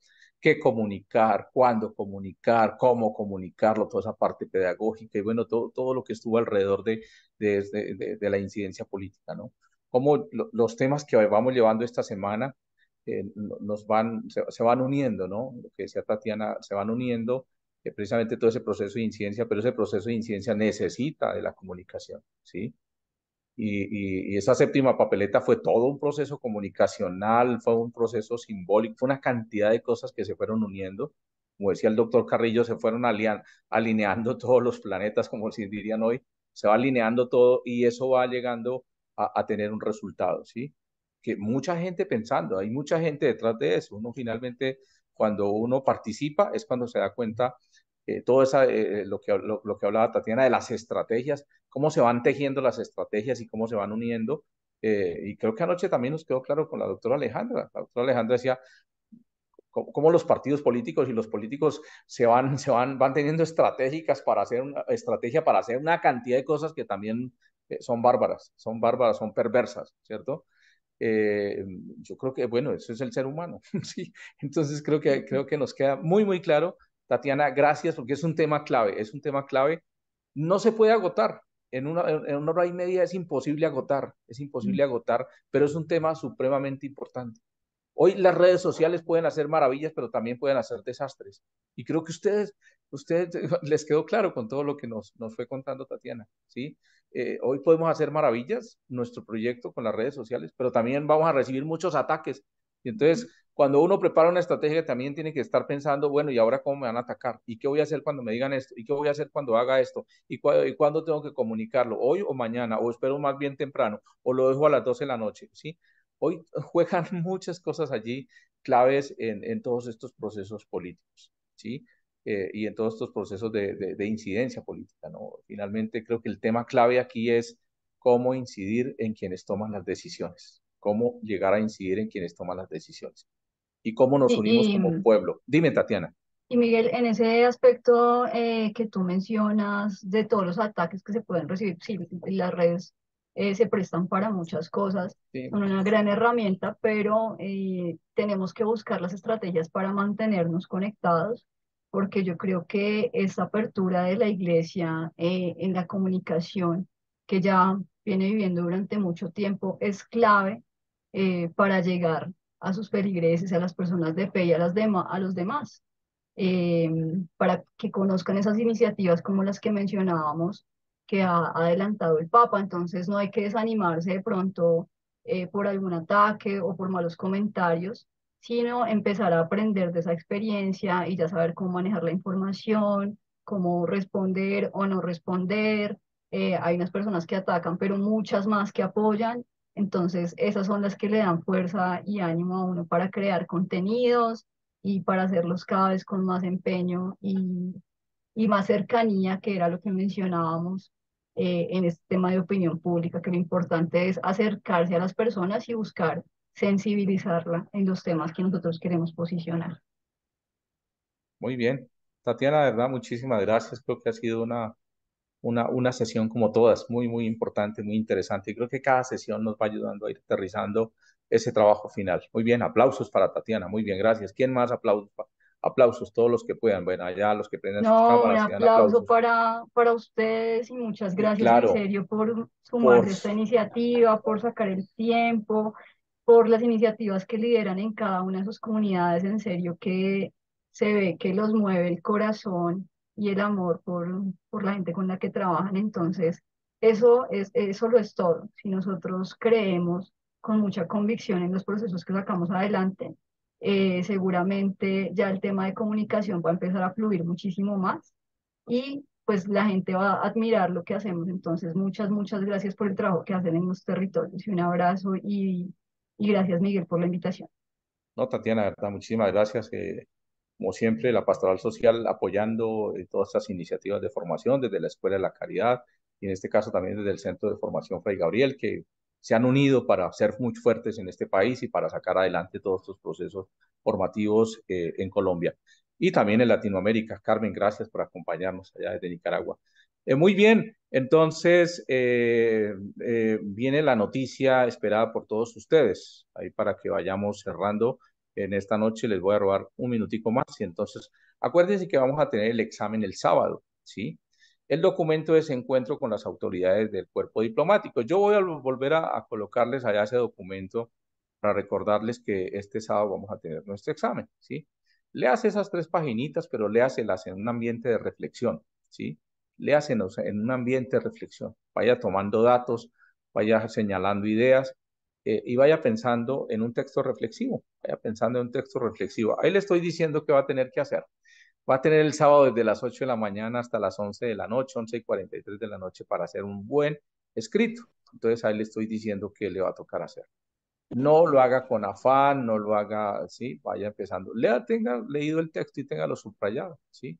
Los que les gusta leer en internet, hoy se puede subrayar en internet. Los que no, pues los que somos de la vieja guardia nos toca con los colorcitos ahí en la hojita y bueno, o tomar nuestras notas en una libreta. Y cuando ustedes a las 8 de la mañana abran la pregunta, entonces ustedes van a decir, qué maravilla, ahora sí me inspiro y hago cosas maravillosas. Cualquier cosa, entonces el sábado voy a subir el enlace para que ustedes puedan entrar a responder su examen.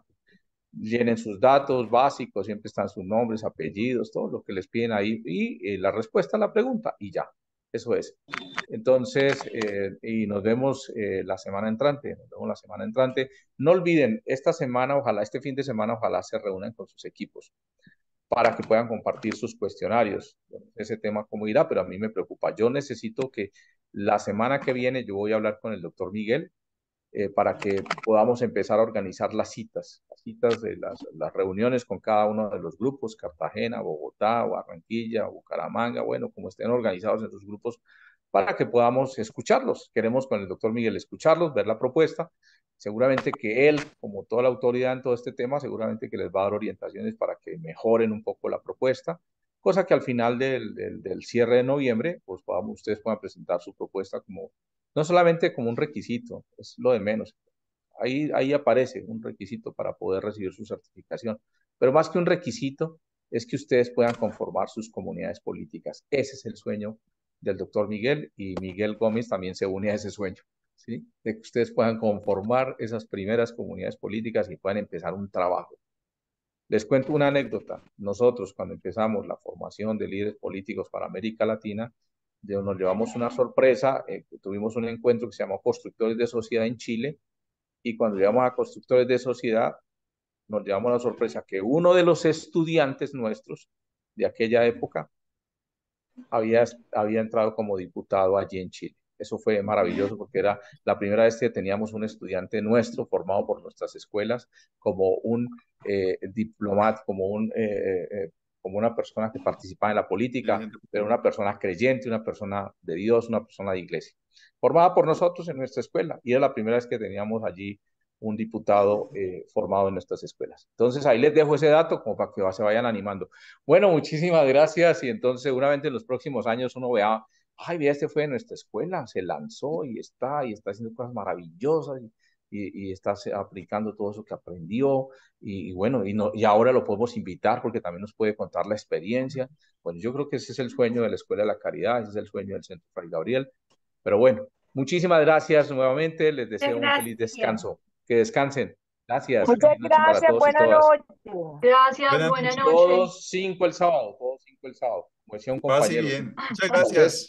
Mucha suerte en el examen del sábado. Que ustedes puedan decir, como decía un Gracias, compañero, muchas si no gracias. saco 5 fue que me fue mal. Bueno, ok, chao, nos vemos. Chao, gracias. Tatiana, buena noche. bendiciones, Mil gracias. gracias. Amén. Heriberto, muchas gracias. Hola, Chao, Tatiana, buenas noches. Chao.